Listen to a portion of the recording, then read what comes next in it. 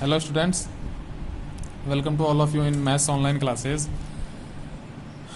In this video we will discuss about polynomials, especially quadratic equations. तो इस equation में इस वीडियो में अपने को फैक्टराइजेशन मेथड की बात करनी है। फैक्टराइजेशन मेथड से अपने को क्वाड्रेटिक इक्वेशंस गिवन है, उनका सॉल्यूशन फाइंड आउट करना है। तो अपना क्वेश्चन आता है, ऑप्शंस बहुत हैं क्वेश्चंस में, तो मैंने हार्डेस्ट क्वेश्चंस को उठाया है और उनको सॉल्व किया है। इजी बाकी जो क्वेश्चंस हैं वो आप इजीली सॉल्व कर सकते हैं। तो क्वेश्चन है, solve the following equation by factorization method. आपको ये इक्वेशन दी हुई है, अब देखने से कहीं पता नहीं चल रहा है कि ये क्वाड्रेटिक इक्वेशन है। ठीक है, यहाँ ये भी है कि एक्स की वैल्यू जो है 1 नहीं हो सकती, 2 नहीं हो सकती। ठीक है, 1 क्यों नहीं हो सकती? क्योंकि अगर आप यहाँ 1 लिखो एक्स की जगह पे तो 1 - 1 0 हो जाएगा, तो ये इनफाइनाइट बन जाएगा। ओके, इसी तरह से अगर आप एक्स की जगह यहाँ पे 2 लिख दो तो 2 - 2 ये भी 0 हो जाएगा, तो इनफाइनाइट बन जाएगा। इसलिए एक्स की वैल्यू जो है वो 1 और 2 नहीं हो सकती है। ठीक है, अब देखने से पता नहीं चल रहा है किस प्रकार का इक्वेशन है, तो इसको फैक्टराइजेशन कैसे करेंगे?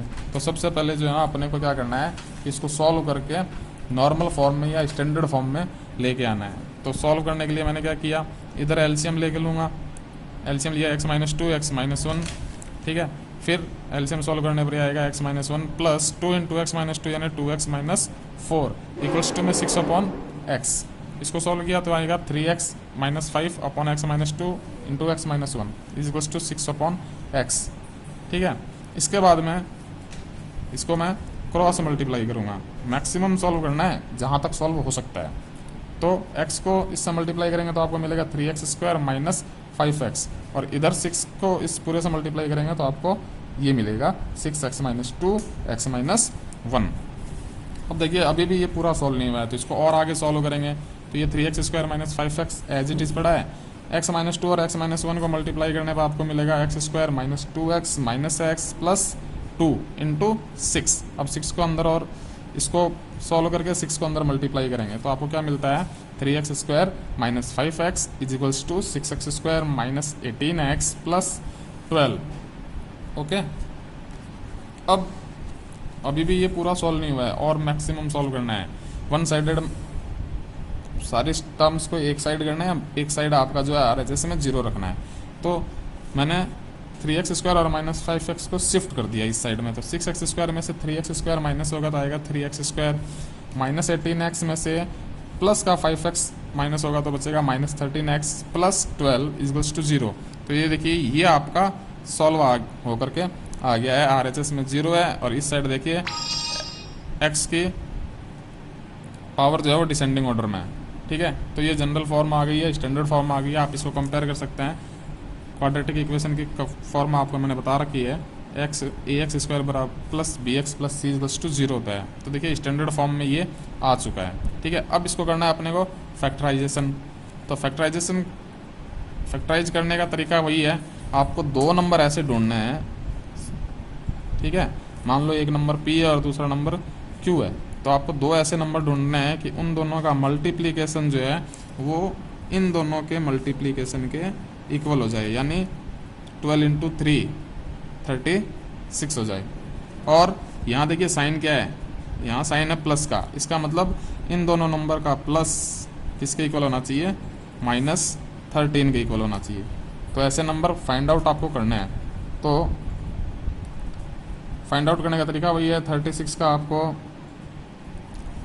टुकड़े निकालें।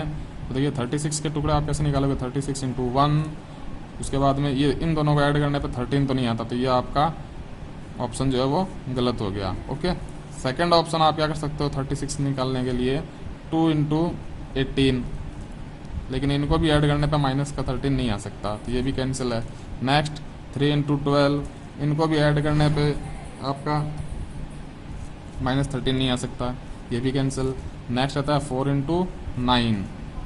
ठीक है, तो अब देखिए 4 × 9 मल्टीप्लाई करने पे 36 आ गया, और 4 और 9 को ऐड करने पे 13 आ जाता है। ओके, तो आपके 2 नंबर कौन से होंगे, 4 और 9। तो मैं इसको क्या लिखूँगा, 3x² - 9x - 4x माइनस के क्यों लिखे, क्योंकि प्लस का साइन है, यानी दोनों नंबर्स ऐड होने चाहिए, सेम साइन ही होनी चाहिए, और मुझे चाहिए माइनस का 13, तो -9 और -4 -13 प्लस 12 इक्वल्स टू 0। अब आपको क्या करना है, दो के पेयर में से कॉमन निकालना है। तो देखिए फर्स्ट वाले नंबर्स में क्या कॉमन आ रहा है, एक तो x कॉमन आ गया, 3 और 9 में से 3 कॉमन आ गया, तो अंदर क्या बचेगा x माइनस यहाँ क्या बचा 3, ठीक है, क्योंकि x तो बाहर आ गया और 9 में 3 से डिवाइड करने पर 3 बच गया। नेक्स्ट इधर देखिए 4x + 12 में से क्या कॉमन आ रहा है, x तो कॉमन आ नहीं सकता, तो आएगा 4, मैंने 4 कॉमन ले लिया। अब माइनस का लूँगा या प्लस का, तो वो देखना है कि मुझे x -3 चाहिए, यानी अंदर वाला साइन मेरा माइनस का होना चाहिए, तो मैं बाहर माइनस ले लूँगा।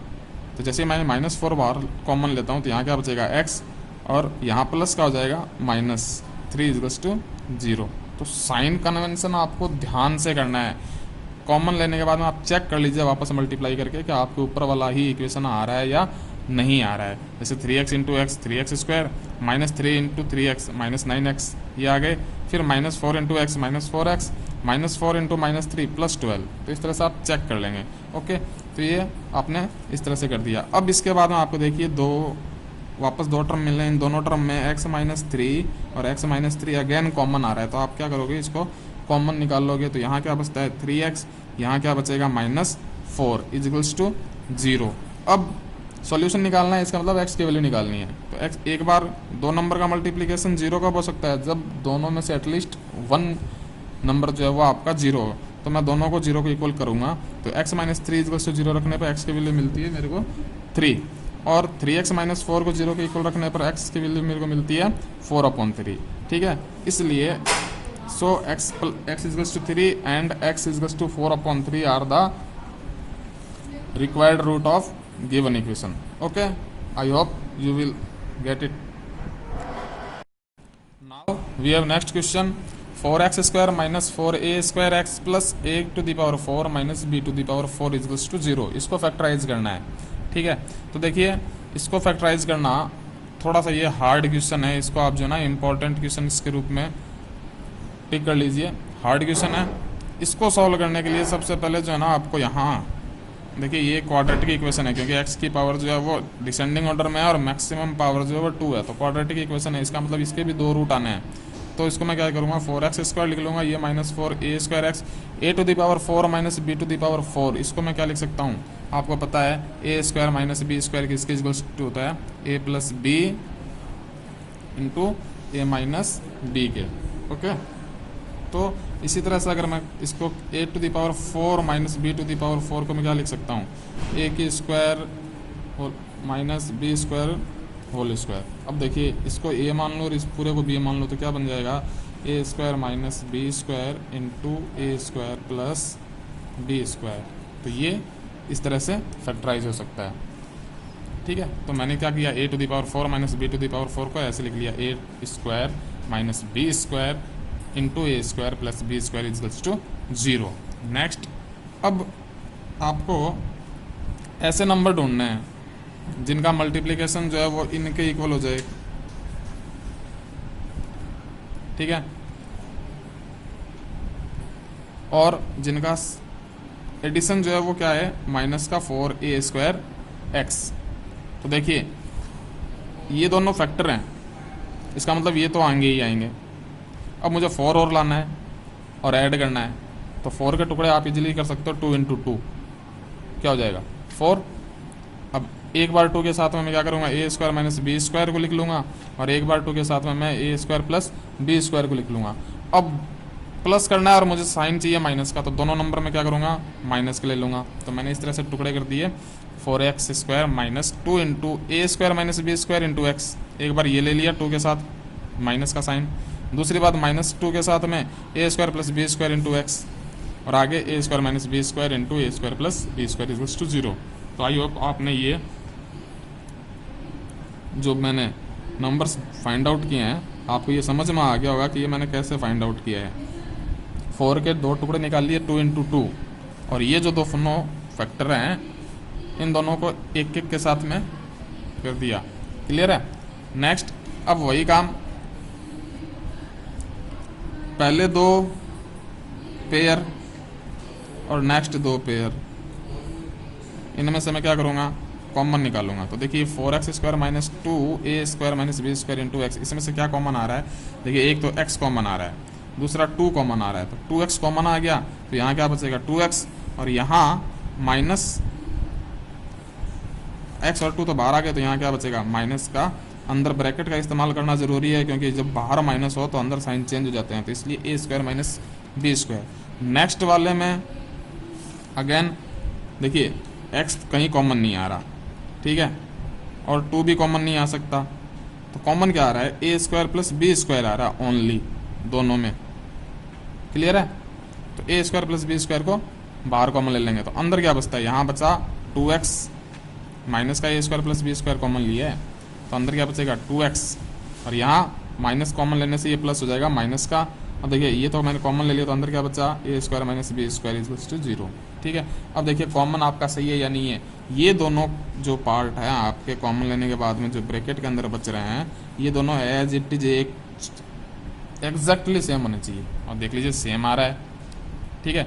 तो अब नेक्स्ट स्टेप में इस पूरे में से दो टर्म है आपके पास, इस पूरे में से ये 2x minus a² minus b² जो है वो कॉमन आ जाएगा, तो यहाँ क्या बचेगा 2x, और यहाँ क्या बचेगा माइनस का a² plus b² equals to 0। अब वही बात, दो नंबर का मल्टीप्लिकेशन 0 कब हो सकता है, जब एटलीस्ट वन नंबर उनमें से 0 होगा। तो मैं क्या करूँगा, रूट फाइंड आउट करने के लिए दोनों पार्ट्स को क्या करूँगा, दोनों फैक्टर को 0 के इक्वल पुट करूँगा। तो इसको 0 के इक्वल पुट कर दिया और इसको भी 0 के इक्वल पुट कर दिया, तो यहाँ से 2x minus a² minus b² आया 0, तो ये 2x क्या आएगा, शिफ्ट करने पर a² माइनस b² माइनस का था, इधर आएगा तो प्लस का हो जाएगा, तो x की वैल्यू निकालेंगे तो अपॉन में 2 आ गया। सेम इधर 2x minus a² plus b² बराबर 0 आया, तो यहाँ से 2x इक्वल्स टू माइनस का है, इसको शिफ्ट करेंगे तो ये प्लस का हो जाएगा। अब नेक्स्ट x निकालना है तो 2 मल्टीप्लाई में इस साइड आया तो डिवाइड में आ जाएगा।